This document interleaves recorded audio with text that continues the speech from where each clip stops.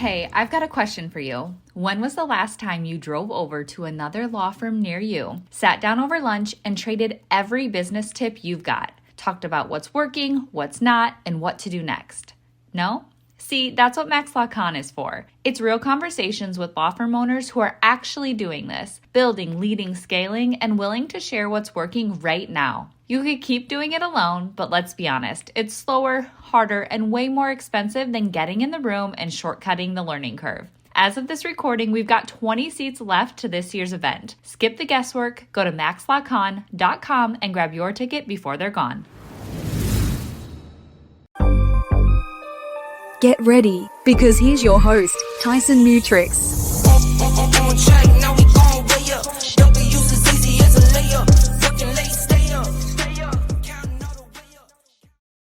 Welcome back to another episode of the Guild Live Show. I've got a really awesome thing that I'm going to show today. It was only a matter of time before this feature came out from Perplexity, so we're going to talk about that.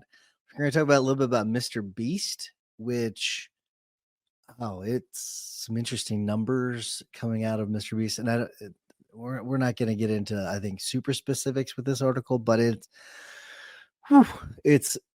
not what you think over with Mr. Beast. But I mean, Mr. Beast is amazing, so this isn't going to be throwing any shade on him, but it's really interesting when it comes to the finances.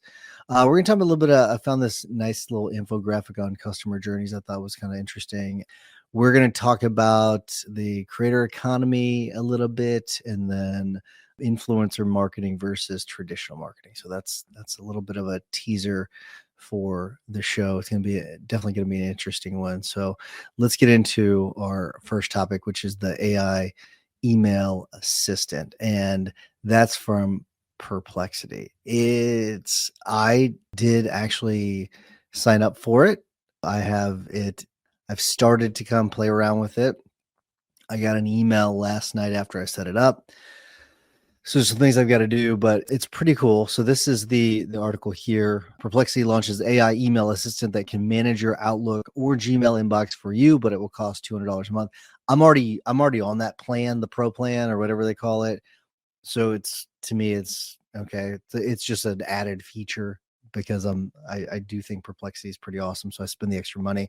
Perplexity's $200 subscription is gaining a new feature that lets it manage your inbox by drafting replies to threads, scheduling meetings, and labeling emails using a new AI email assistant. What's really interesting about this is we already built an AI agent to do this when it comes to the drafting replies. Scheduling meetings is something, I don't know if you will remember years ago. We're talking at the beginning of the podcast. I was using an assistant, and I don't remember the name of it, actually. It was an AI assistant that helped schedule meetings. And that was really cool. That was back, 2016-ish, right around there. It was pretty cool, but it had bugs. It definitely had some bugs.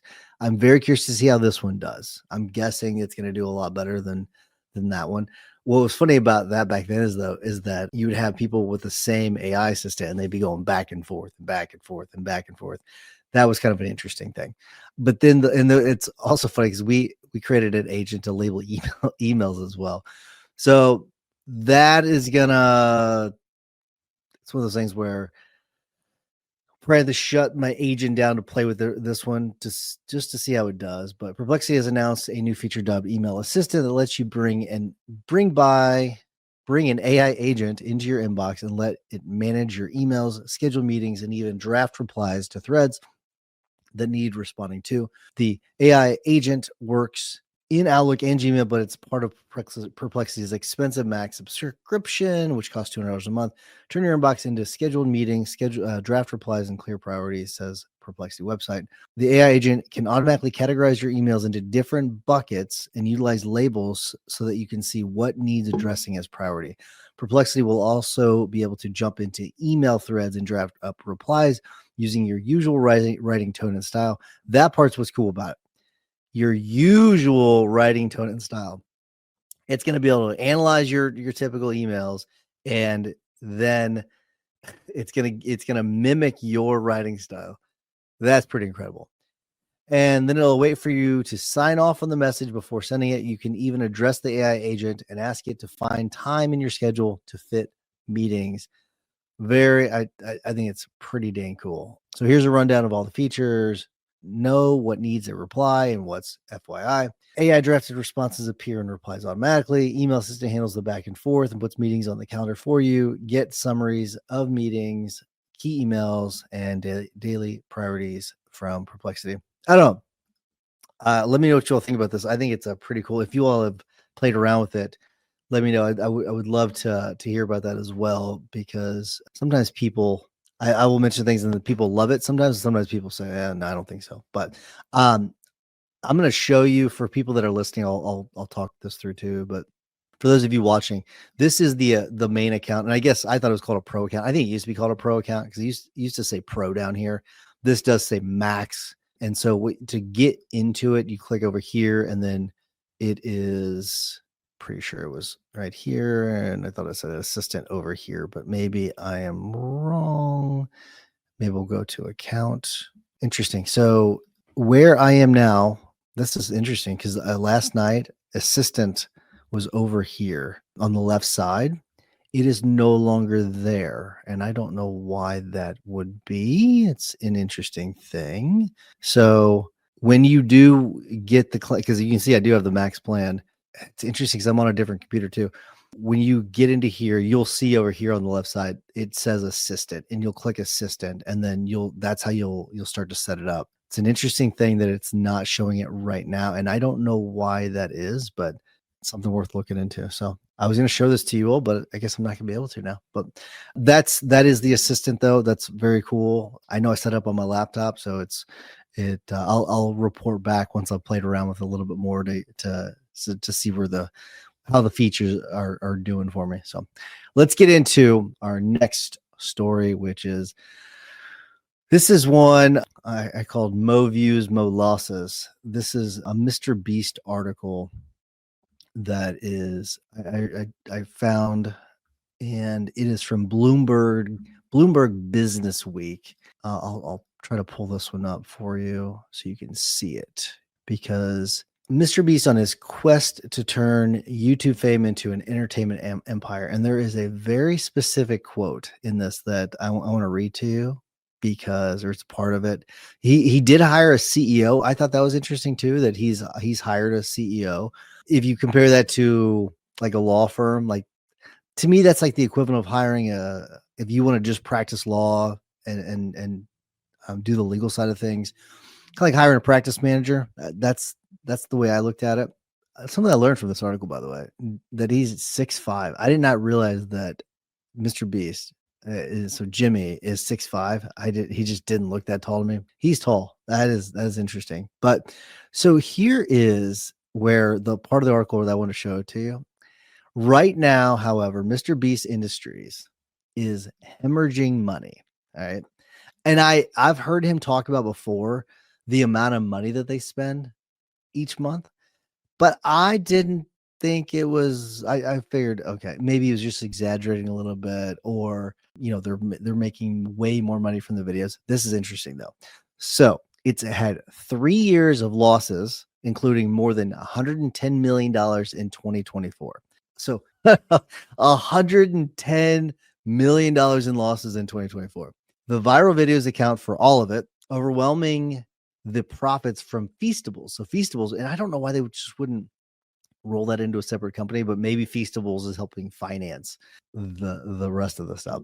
Donaldson has been spending between $3 million and $4 million on every video he produces for the main YouTube channel, most of which lose money. In 2023, Mr. Beast spent $10 million to $15 million shooting videos it never released to the public because they weren't up to its standards. He also lost tens of millions of dollars producing Beast Games, a popular show from Amazon Prime Video, in which 1,000 people competed for $10 million by, among other things, moving a 10,000-pound boulder. That was a really good show. The production value, phenomenal. Really, really good. Last year, he brought on a CEO to help professionalize his operation and reduce costs. Jeff Hausenbold, 55, spent 3 decades in Silicon Valley working at eBay Inc. and photo printing company Shutterfly Inc. Before joining Beast Industries, he's worked at 22 companies, sat on 44 boards, and invested in more than 100 businesses. And he's not shy about saying he hit pause on a comfortable existence in Northern California with 3 kids who grew up on Mr. Beast. In the Beast office, he talks about targeting more than $100 million in savings to turn the company from a high-growth startup into a profitable enterprise that can live for decades. He compares Beast to Uber Technologies Inc. and DoorDash Inc., 2 companies he invested in and advised. Bold actually built, scaled, and ran companies that have done billions in revenue. Donaldson says, I've never had a leader like that. I think that's a really interesting thing. I think it's cool that he's recognized that he needs someone else to run the business, that he doesn't have the skill set to do that. And that takes a lot. Whenever you're at that level, that takes a lot to say, all right, we're generating hundreds of millions of dollars, but it's still not working and I need to find someone else. It's one of those things where if he can do that, I think we can too. So if you're at the point where you think you need to step aside from running the daily operations and letting someone else do it, this is a nice little lesson for us here. Is, maybe it's the best thing for the company, for the firm, for you to step aside and let someone else run things. So I think that's especially true whenever you're generating lots of revenues, but maybe your costs are super high, or you feel like you're having problems managing the people or managing the business. It might be time for you to sort of step aside and find that practice manager. You don't have to go the full CEO route, but practice manager route could be the way to go. The next thing I want to show you, I thought this was pretty cool. It is something that is the nice little infographic that I found that I figured I would share with people that I think that you might be interested in. And let me go ahead and pull this up here for you. So here's this infographic, and it is from an email marketing person named Chase Diamond. It gives you these customer journey stages, and it gives you the channels, the tactics, and the content types for each one of them. And so on the stages, it has awareness, consideration, decision, and then advocacy. And then you've got the different channels that you would use for that. You have the different tactics you would use, and then you have the content types. I found this to be really interesting and a really helpful way to maybe organize your marketing activities. For example, awareness is usually the part where people get stuck in, where they're just, think of it as like the billboard. So the billboard, that's what this is the awareness stage. But then you have to find a way to collect their information. So let's say you have a billboard with a QR code or a website for them to go to, and they go to the website and then they put in their email address. So now you've got this part of it where you're starting to do the emails, webinars, podcasts, and then the next part of the funnel. Remember, this is all funnel. And then the decision phase, maybe, okay, you're going to set up some sort of call, like the intake call. And then you get to the advocacy. And this is where this is like that nurture stage where you're not just nurturing the lead. Now you've got a client that you're now nurturing that relationship. And they put community forums, but that could be, newsletters. It could be, emails that you send on a regular basis, calendars that you mail out to them, birthday cards, all that kind of thing. But I found this to be really interesting. I'm not going to go into each part of these, but I did find it to be a really cool thing that, well, I'll try to find a way to put this in the show notes. I don't know how we will. Maybe we'll have to do a link to it or something, but we'll put this in the show notes so that you all can access it. Cause I do think it's pretty helpful for people. So make sure you check that one out. This next article we're going to get into, this is, let's get personal. This is an article from a website I'd never heard of, MarTech Outlook, technology solutions that drive marketing. So it's a bit of a, it's an article from probably someone trying to sell us some services, but AI-driven personalization in the creator economy. And the reality is that a lot of us we are creators. That's just what we are when it comes to our marketing activities. And that's just how we have to market our businesses. The creator economy reshapes digital marketing, emphasizing genuine engagement with micro influencers while AI enhances precision, personalization, and campaign effectiveness through data driven insights. And that's why I like this one, is because of there's these data driven insights, which then it's how you can personalize things. And that's why I wanted to bring up this article. I think it's an interesting thing. So kind of goes down through here. It's not a super long article, but you've got the shift from manual processes to AI driven solutions, AI personalization and content creation and distribution. And then you have enhancing campaign performance through real-time analytics. And this is the part I want to read, and we can go back up to the top in a second. But the role of AI extends into the critical domain of campaign optimization and performance analysis. Real-time data analytics powered by machine learning provide brands with a granular understanding of how their campaigns are performing across a network of micro influencers. These systems can track key metrics, engagement rates, click-through rates, and conversions with unparalleled accuracy. This constant stream of data allows for dynamic campaign adjustments if a particular type of content is performing exceptionally well with a specific audience segment. The AI can recommend allocating more resources to similar content or creators. So I'm going to read that part again. Okay. So the AI can recommend allocating more resources to similar content or creators. Okay. This is where the magic is, I think, in this is where you train your agents to recognize what's working, what's not working. And some of these are built in automatically. I'm pretty sure Facebook ads has a feature where it will adjust based on what's working, what's not working. I'm pretty sure all of the major ones do. So some of this is also kind of built in, but you can you can actually create your own marketing agents that can assess these and adjust things.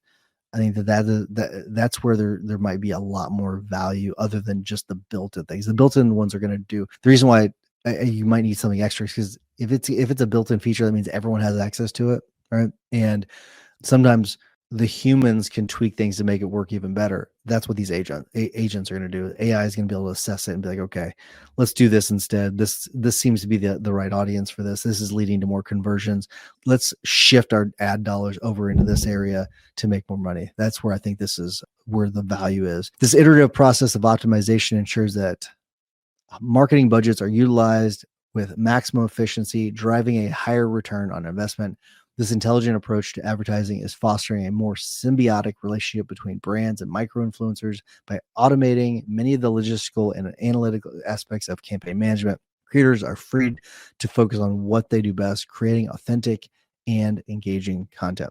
I'll just end with this part of it. The data-driven insights provided by AI also empower them with a clearer understanding of their audience's preferences, enabling them to refine their content strategy and grow their community. For brands, this translates into more effective and predictable outcomes from their influencer marketing efforts. If this is something you want to check out, we can put it in the show notes. But and this is just this part of the article just talks about, the shift from manual to AI driven. That's why I didn't cover that part of it. And then you've got the personalization and content creation distribution. So beyond the initial discovery phase, AI is revolutionizing the very fabric of content creation and distribution with micro influencer networks. So that's why I didn't cover. I think this part's kind of obvious. The important part of this, the meat of this article, really comes down to just the idea of using AI to adjust what you're doing almost on the fly when it comes to like your advertising. And then, but also the same thing is when it comes to your actual content that you create too. It can analyze it for you to determine what you should be doing and which audiences you should be focusing on. So that's why I want to cover that. But the last article that I do want to get into, and that is this influencer I said the influencer is greater than traditional marketing. So influencer marketing is replacing traditional advertising, but only if it's honest. This is just if we're kind of analyzing this website for a second, like all of these ads, unless I stopped to point these things out, you all would have never noticed them, right? I just don't understand why people use this marketing anymore. I know this is kind of a side note for you listening. You can't see what I'm looking at, but you've got all these ads around this website, and it's just like no one's paying attention to it. The only one that maybe I'm paying attention to is this one that's really annoying in the way. And I would never, if this were like someone selling me a product, I would never use that product. I just don't like whenever there's like an advertisement blocking my article. But anyways, back to the point. This is from adgully.com, by the way. Influencer marketing is replacing traditional advertising, but only if it's honest. And I thought that was kind of an interesting thing. When influencer marketing first emerged, it was shiny, unstructured, and brimming with potential. Brands were just beginning to consider creators as viable brand ambassadors, and early campaigns were often experimental. Now, let me say for a second, influencer marketing has been around forever. It really has. It's just in a different way. I mean, think about, Judge Joe Brown does advertisements for Brown and Crouppen in St. Louis. So that's a type of influencer marketing. Influencer marketing has been around forever. This is not something new. The term influencer might be new, and the way we're using influencers is a little bit different because you can now become an influencer if you have really good content. You don't necessarily have to be like a famous actor or a musician. That part of it's changed, but let's just be real. It's been around forever, but the landscape was still taking shape with teams managing PR efforts, creating content ideas, yada, yada, yada. So authenticity, this is the part where this is about, a lot of this has to do with Gen Z, by the way. And they talk about authenticity, transparency, and seeing the full picture. That was a big part of this too. This big is they want to see everything. I found that part to be really interesting because many of us are not comfortable, including myself, not super comfortable with that part of it, is kind of showing all aspects of our lives. And they say in this article, earlier campaign success was measured by sheer reach. Bigger meant better, but today relevance outweighs reach. Gen Z audiences are quick to dismiss creators with large followings if their messaging feels inauthentic. They have an acute sense for what's real and what's purely transactional. There have been instances where campaigns were rejected by Gen Z simply because the creator appeared too polished or the product felt disconnected from their visual content. In contrast, now, so this is interesting. I think that this is spot on. Billy Tarasio did a video yesterday. It was either yesterday or the day before that. It was about, it had to do with their city's police department. I can't remember where she lives around Scottsdale. I can't remember the actual name of the town, but she was walking around with her cell phone and I just like sat down somewhere and it wasn't super polished. I'm guessing the video did really, really well because it caught my attention. This is one on Facebook that I caught. And I don't typically watch videos on Facebook unless Amy sends them to me. It's usually the only time I watch them. But this one caught my attention. She's like walking around, then she goes, sits down, and like it wasn't polished. It was like her moving and stuff. It was very, very authentic. She was talking about what was going on in her town. And I felt it to be very engaging. That is what seems to work. It was like almost like she was kind of pulling the curtain back to show like what's going on in her world. It just wasn't super polished. I do find that to be I think that is spot on. See, brands that overlook this reality do so at their own risk. Let's see. Or too polished. The product felt disconnected from their usual content. In contrast, smaller creators have gone viral simply by offering honest, unfiltered reviews. I want to make sure I mentioned that part too. And they talk about transparency equals trust. For Gen Z, transparency is non-negotiable. It's not enough to present polished content. Audiences want to know the intent behind it. They expect clear disclosure of paid partnerships. Well, that's also legally, you have to do that too. So make sure if you've got some sort of paid partnership that is mentioned because you don't want to get popped for that. But they seek genuine alignment between creators and the brands that they promote. What was once seen as a risk, labeling a post as an ad, has now become a trust building tool. In fact, some of the most successful campaigns are those that bring audiences behind the scenes. So they talk about collaboration whenever they're aligning with the values of someone else, or even include bloopers or raw moments. That's something that's helps as well. They don't want perfection. They want the full picture. Perhaps the most meaningful shift is the evolution from influencer to community leader. Gen Z follows individuals for their perspective, not just their aesthetics. Their loyalty stems from shared values, be it mental health advocacy, gaming, body positivity, sustainability, or cultural representation.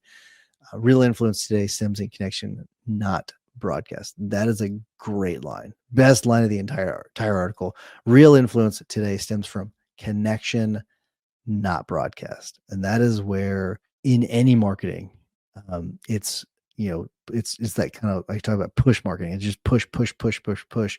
And there is none of that engagement. There's none of that back and forth. There's none of that connection. It's just My firm's amazing. Hire us. Which people just kind of tune that stuff out. Nano and micro influencers often outperform celebrities in terms of engagement because they foster genuine relationships with their followers. I saw people putting spoons on X yesterday because they wanted to get more views than someone, and I just thought it was kind of an interesting. It was a funny thing because they were getting millions of views on a spoon versus what that person gets on their show. That was kind of a funny little thing. So they talk about purpose-driven influence and then what this means for brands today. So just to kind of wrap it up, transparency, creative freedom, values over vanity, cultural consistency, and then behind the scenes access. So I thought it was kind of an interesting article, especially if Gen Z is in your target market. So if not, I still think it's applicable. Most of it is, at least. I think that even though Gen Z has kind of led this push, it's I think most of this is still applicable to the vast majority of our potential clientele. So that's all I have for everybody this week. Have a wonderful week, and we will see you later. See you, buddy. Our next mastermind in New York City is sold out. But don't worry, there's still time to get your tickets to the Mastermind and Max LawCon in Nashville in October. Max LawCon is 2 days of immersive learning, powerful insights, and meaningful connections, all designed to provide actionable strategies you'll take back to your firm and implement right away. No fluff, just real talk and tangible takeaways you can implement immediately. Go to maxlawevents.com for more details. I deal with life different, make that limit squeeze. We're known for my style and identity. Real quick, before you head out, have you checked out the Guild yet? If you've been listening to this podcast or hanging out in the Maximum Lawyer Facebook group, you've probably heard us mention it. But if you haven't taken the next step, let me tell you, you're missing the best part of this community. The Guild is where law firm owners like you go to level up. It's not just more content. It's a powerful mix of weekly live trainings, group coaching, accountability, and a tight-knit community of people who actually get what you're building. You'll be able to tap into real conversations with people who are in the trenches with you, scaling their firms, testing ideas, solving problems, and growing fast. If you're serious about building a firm that runs like a business and not just a job, this is where you want to be. Go to maxlawguild.com and take that next step. We'll see you inside.